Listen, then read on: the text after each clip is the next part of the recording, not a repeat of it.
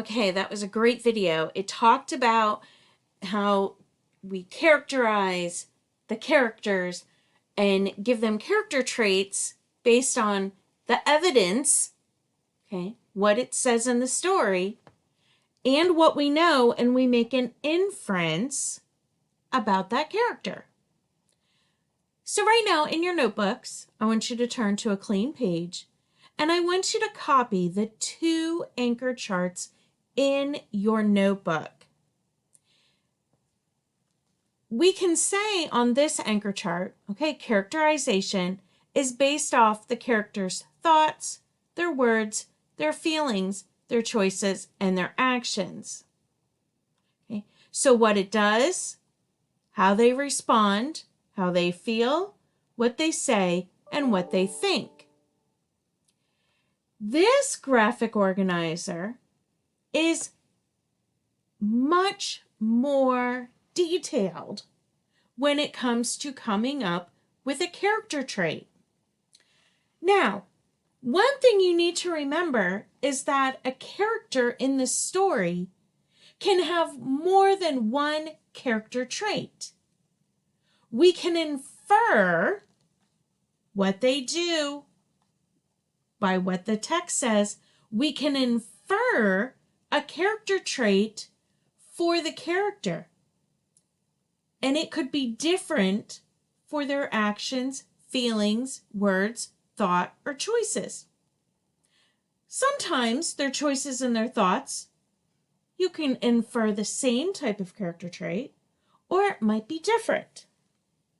So go ahead and pause this video, and I want you to write down these 2 graphic organizers for characterization. Now, just like we have found evidence, like if I say like, okay, where did you get that answer from? And you find it in the book. When you give somebody a character trait, okay, you're kind of labeling them and you need evidence. For instance, if I said, oh, George is such a jerk. Ooh. Well, that's pretty strong. And if somebody said, well, what did George do? I don't know. I don't know. He's just a jerk. You have to believe me. Well, when somebody says something like that, and you're like, okay, well, you're just calling them a name. You're not really giving any evidence of what they did to you. People are going to be like, there's no evidence there. Or if somebody says, that kid is bullying me. Well, what did they do? And we're not being mean when we say that, but we're trying to get a better picture. If someone said, well, they looked at me funny. Well, that's not bullying, okay? That's giving you a goofy look, and we can ignore that.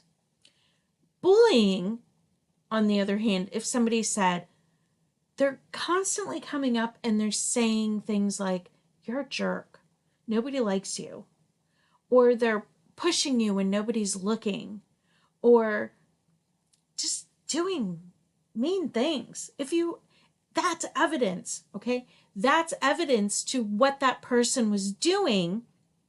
And so you can infer, okay, the person is pushing the boy, let's say it's a boy, when the teachers or the parents or everybody else that they're around isn't looking.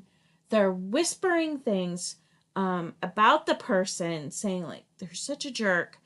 And how they act to the person. Let's say, instead of saying like, hi, how are you? They're like, what are you looking at?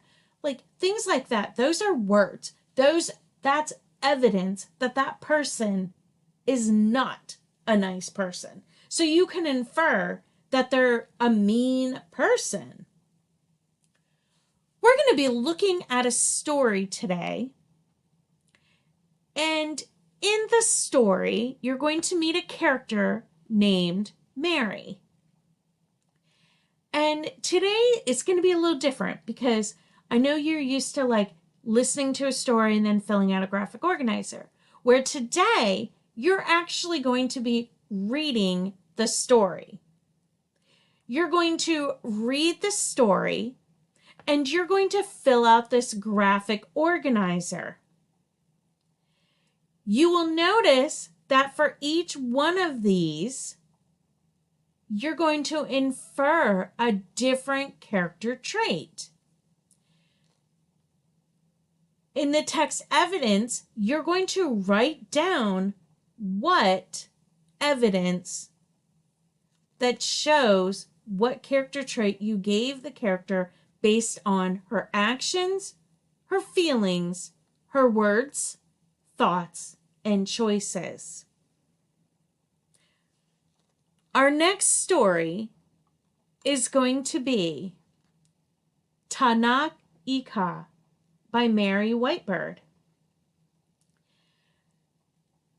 So if you remember, a character is a person, an animal, monster, or other being in the story. Like people in real life, story characters have qualities such as kindness or wisdom. What happens in a story depends on the way the characters respond to conflict. Putting it simply, a conflict is a battle or struggle. A struggle between a character and an outside force, such as a competitor or a natural disaster. These are just examples of external conflict. A struggle within a character's mind or heart, such as a struggle with a character's, maybe the character struggles with anxiety or distrust or anger. Those are things that they fight within themselves. And characters often face both types of conflict in one story. Without even realizing it, you probably compare and contrast things every day. For example, do you compare and contrast pop music stars when you watch their videos? Do you compare and contrast styles of clothing or haircuts? You can probably say yes to one of those, questions. So as you read Tana Ika, you're going to compare and contrast its characters and how they respond to the challenges they face. Throughout this story, you may come across some unfamiliar words in your reading. So what should you do? Skip over them? Ask your parent? Look in a dictionary? Well, one great way to figure out the meaning of an unfamiliar word is to search for the nearby context clues. The context clues are words and phrases that appear near the unfamiliar word, and that may help you define it. For example, in the story Tana Ika, you're going to see the word audacity. Okay? The definition, this is how they used it in the story. Her audacity or boldness was known throughout the school. Wow. Okay, so we can look there and go, okay, audacity or boldness. So they must be synonyms because they're used very similarly in the story. It also says in the story that you're going to read today, she had the audacity. She actually had the nerve to ask for a full refund. So what in the story made somebody characterize her as having audacity? Well, she walked right up and demanded her money back. Wow. So this happened in the story too. Something must have been happening where she was like, I want my money back. We can also contrast how Mary compares to another character, like her sister. Unlike her sister, who is very timid and shy. Mary has audacity. So audacity must mean the opposite of timid and shy. Well, timid and shy, the opposite of that would be bold or brave. So we can look at different things in the story, the context clues, and determine that audacity must mean the same as being brave and bold, speaking up for other people, speaking up for herself. Okay? So you can use those context clues to figure out what the words mean that you may not understand in the story.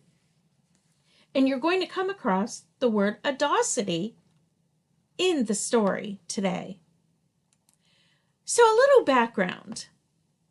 This story has to do with the traditions of the Native Americans known as the Kaw. The Kaw are also known as the Kansa.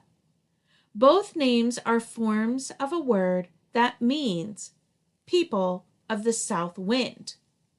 The Kaw originally lived along the Kansas River.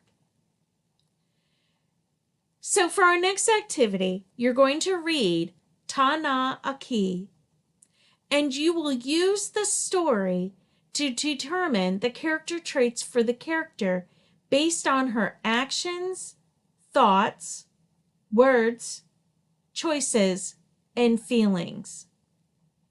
When you're done, you will upload a picture of your graphic organizer, and tomorrow we'll go over the graphic organizer to see how you did.